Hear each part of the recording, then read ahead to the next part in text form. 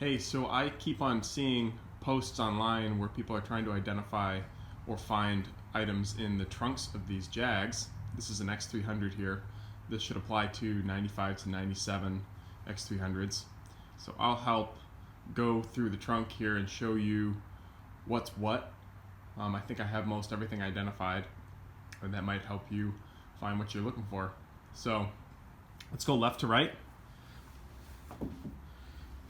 So in the far left, in the fender, the security lock and control module is located. Back up in here. It is held in by 2 bolts. And those bolts go in the side here. And then while we're here, we can see the filler flap lock, which we can unlock like this.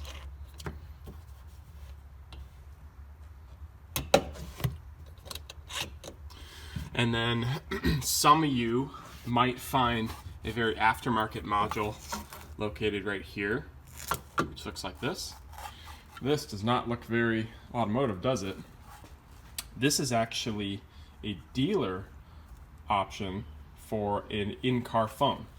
It was dealer installed by the Jag dealers, and it is a Motorola unit, which I could only get more info on by looking up the FCC ID.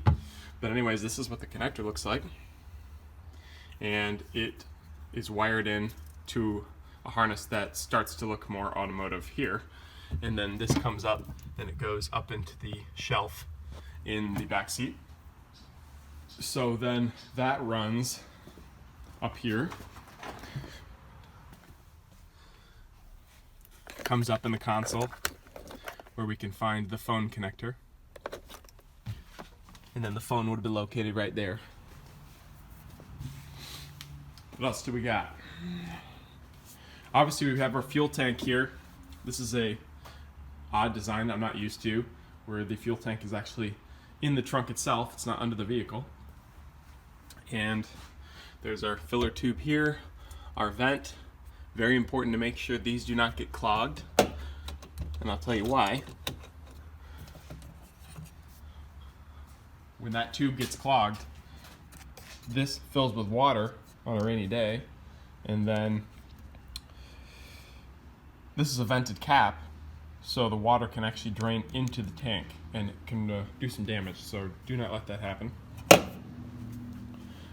Alright, I'm guessing that this is the level sensor, and that this is the fuel pump module itself. I haven't looked into that at all, but that's at least what they look like.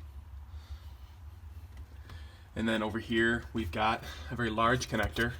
This is what takes the electronics in the trunk area and transfers it into the body, into the vehicle or the passenger compartment. I've been told this is a connector that can come loose and give you all sorts of issues. So watch out for this one. It is a pull style where you pull this tab and it actually levers out and then clamps back down as you press it back in. This is obviously our CD changer here. And this is the CD changer plug, which runs over here.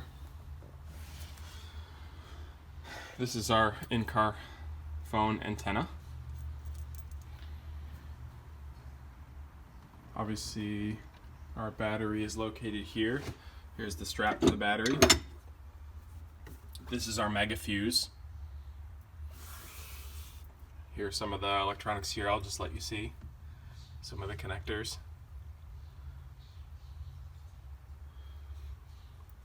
And then it looks like we've got a sunroof drain on both sides. We've got a sunroof drain here. And we've got a sunroof here, sunroof drain here, or sliding roof as Jaguar calls it.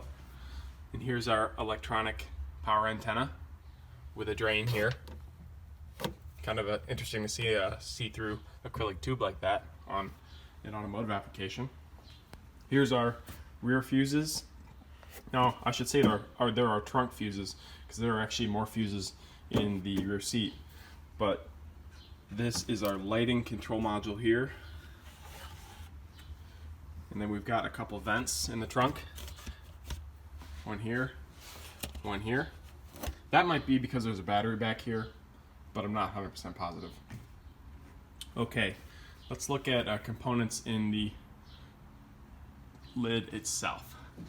Here's our connectors for our in-trunk lights, which are located there and there. This green connector is for the growler release button. Note that I found these harness colors do not match the wiring diagrams, which is very odd. So this is what the colors are in the wiring diagrams, but then when it goes into the connector, it changes to red and green and what looks like black and white. I don't know why they don't match the wiring diagrams, but take note of that.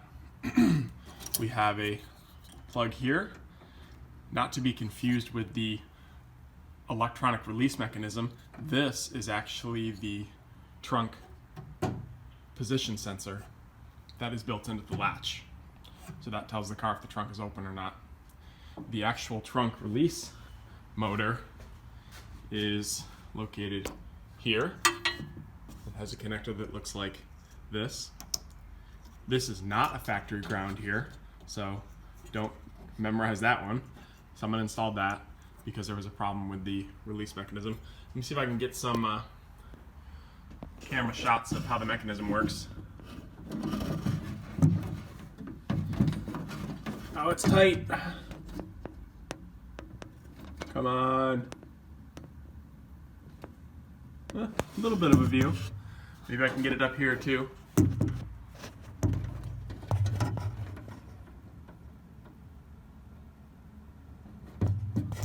All right. And I think that's all that's going on up there. Focus. Oh, we do have our plugs for our license plate light as well. There should be two of them. Yep. And then the wiring harness comes down here. It is under the shield that is on here and then goes through the hinge arm. Sorry, I don't know why the camera's focusing terribly. Well, anyways, I think that's all that I could find back here to show you. So you can sign off now if you don't want to see any more, because I'm just going to give you a silent, no words run through of everything slowly. So if any of you want to get a better look, you can.